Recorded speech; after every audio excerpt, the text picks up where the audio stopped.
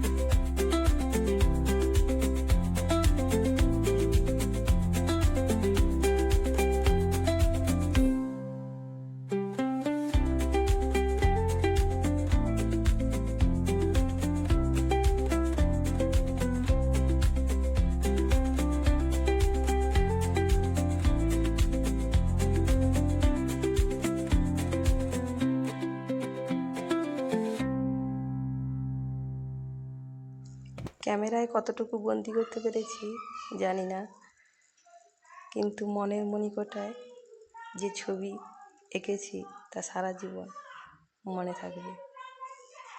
আপনারাও যদি দার্জিলিং আসেন অবশ্যই রোপওয়ে চড়তে ভুলবেন না।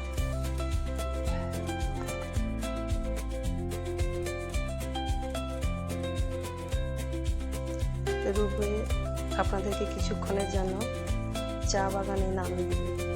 ওখানে আপনারা পাহাড়ি পোশাক পরে ফটো তুলতে পারেন মেমোরি ধরে রাখার জন্য। রোপওয়ে থেকে আমরা গেলাম দার্জিলিং জু। জুয়ের সঙ্গে মিউজিয়ামও রয়েছে।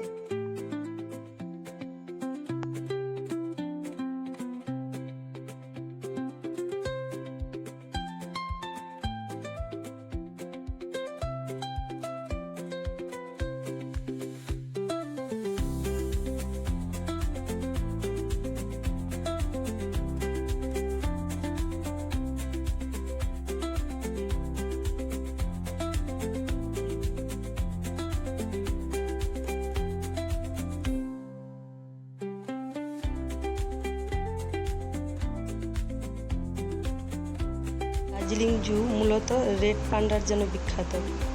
এছাড়াও তেনজিং নরগে মাউন্টেন রাইড রয়েছে। ভীষণ সুন্দর একটা মিউজিয়াম রয়েছে, অবশ্যই আপনারা মিউজিয়ামও দেখবেন।